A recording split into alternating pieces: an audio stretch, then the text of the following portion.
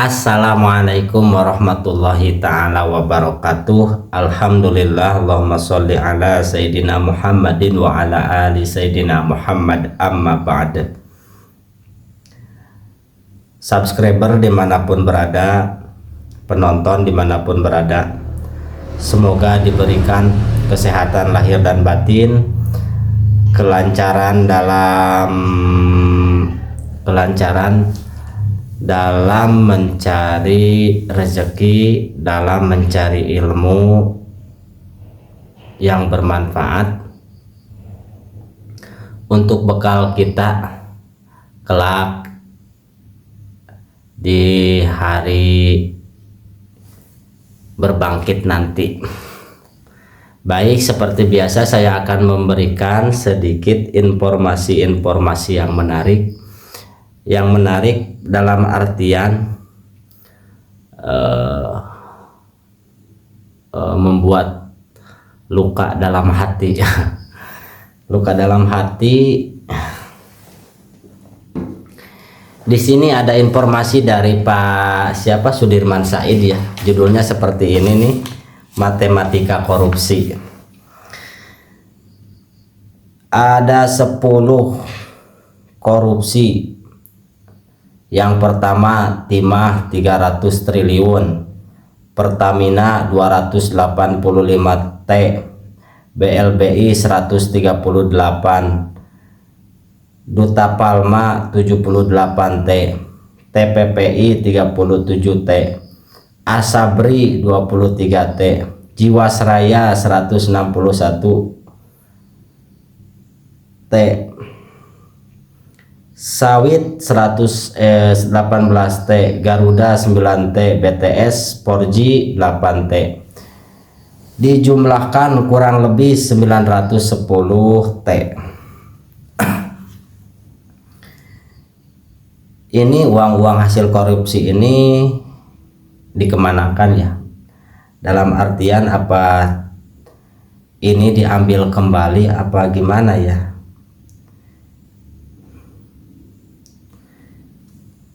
Dari Pak Sudirman Said,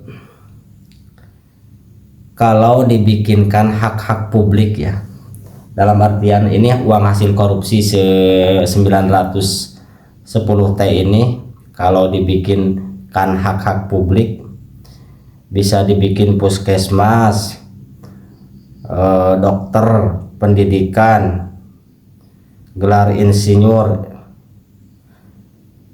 10 juta perawat, fasilitas kesehatan, dosen dan guru. Dosen dan guru ini gajinya bisa nyampe 20 juta satu bulan. Subsidi rumah, P3K bisa nyampe 10 juta P3K ini. Dari hasil ini nih 910 T ini, ratusan ribu lapangan pekerjaan. Iya ya, gimana, saya juga apa ya, yang paling pokok kan lapangan pekerjaan buat bapak-bapaknya mencari kerja, dan gajinya juga cukup lah. Jadi tidak usah lagi ada MBG, tidak usah ada lagi MBG, soalnya bapak-bapaknya juga pada bekerja. Jadi kalau gajinya cukup buat bisa makan sehari-hari, bisa menabung, bisa mandiri lah, seperti itu. Insya Allah tidak bakal membebani negara, karena malah sebaliknya, negara yang membebani rakyat, bayar pajak, uang pajaknya dikorupsi.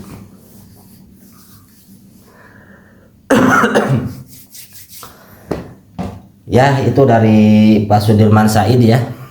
Silakan ke channelnya Pak Sudirman Said, itu bagus ilmu pengetahuannya. Baik, kita sedikit ke ini yang 15 jam yang lalu dari Manilog. Beritanya dari Manilog, judulnya seperti, silakan ke Manilog. supaya kita nambah wawasan informasi-informasi yang menarik dari ibu kota, supaya kita melek hukum, melek politik, agar tidak dibodohi. Kalau sudah punya ilmunya, keterlaluan kalau dibodohi. Di sini judulnya menarik, Dr. Tipa, tanda Dr. Tipa .2 Pak Jokowi titik-titik, kriminalisasi ini cukup selesai di saya saja titik-titik, tanda seru. Dr. Tipa ya.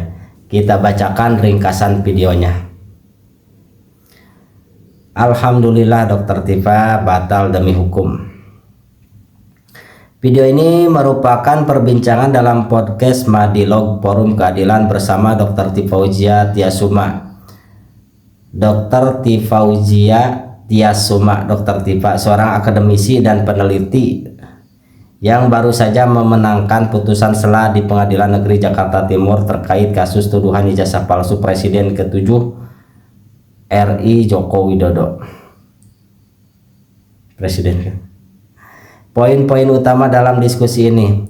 Status hukum. Dr. Tipa menjelaskan bahwa putusan sela tersebut menyatakan dakwaan jaksa batal demi hukum, sehingga statusnya saat ini adalah mantan terdakwa. Sikap terhadap kasus. Dr. Tipa menekankan bahwa ia tidak memiliki dendam pribadi kepada siapapun. Baginya kasus ini adalah persoalan perbuatan, bukan personal. Ia menegaskan prinsip bahwa setiap perbuatan memiliki konsekuensi. Choice have consequences. Fokus pada penelitian. Dr. Tipa menyatakan akan terus melanjutkan tugasnya sebagai intelektual publik. Ia berencana mendalami 709 dokumen yang berkaitan dengan spesimen ijazah tersebut dan menanyakannya dalam bentuk karya ilmiah atau buku, bukan lagi melalui ranah persidangan kriminal. Betul. Silahkan ditunggu saja. Coba bayangkan dalam waktu 450 hari Dr. Tipa itu dalam kondisi tekanan ya, tekanan psikologis, itu bisa menghasilkan 7 buku. Kurang fokus gimana pikirannya. Silahkan yang mau ke channelnya Dr. Tipa, subscribe dan ikuti channelnya, itu sangat bagus sekali untuk menambah wawasan kita dalam berbangsa dan bernegara. Pesan kepada publik, ia mengajak masyarakat untuk berbagi peran dalam menegakkan kebenaran. Dr. Tipa menegaskan bahwa ia siap berperan sebagai ahli atau saksi fakta jika ada pihak lain yang ingin menempuh jalur hukum secara formal terkait kasus ini. Namun ia tidak berniat melaporkan balik. Pesan untuk Pak Jokowi. Dr. Tipa menyampaikan pesan kepada Jokowi untuk lebih mengutamakan kesehatan dan keselamatan diri, maqasid syariah daripada urusan politik, serta menegaskan bahwa ia sudah memaafkan pihak-pihak yang terlibat dalam kriminalisasi dirinya. Refleksi 450 hari. Dr. Tipa berbagi pengalamannya selama 450 hari menjalani proses hukum, termasuk saat menjadi tahanan yang ia anggap sebagai proses pendewasaan dan kawah candra di muka sebelum mendapatkan tugas-tugas berikutnya dari Allah Subhanahu wa Ta'ala.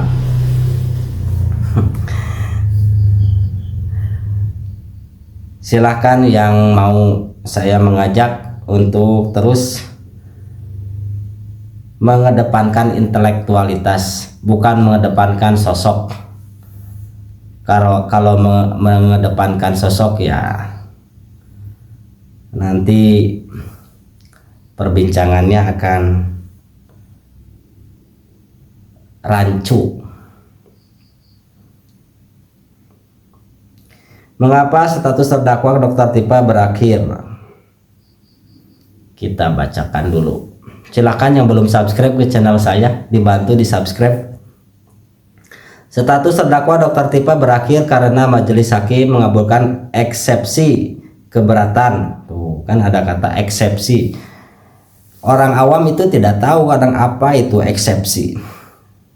Artinya itu keberatan yang diajukan dalam putusan sela di Pengadilan Negeri Jakarta Timur. Berikut adalah beberapa alasan mendasar terkait putusan tersebut menurut penjelasan Dr. Tipa. Dakwaan dianggap lemah. Dr. Tipa menyebut bahwa surat dakwaan jaksa dianggap lemah, berantakan, dan tidak memiliki dasar yang kuat. Bagaimana ini? Jadi dakwaan dianggap lemah, dakwaan jaksa dianggap lemah, berantakan, dan tidak memiliki dasar yang kuat. Tuh, lemah, berantakan, tidak memiliki dasar yang kuat.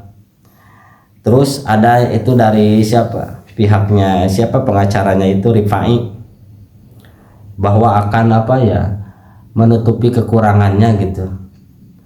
Bagaimana? Jadi harus diulang lagi penyidikannya, penyelidikannya,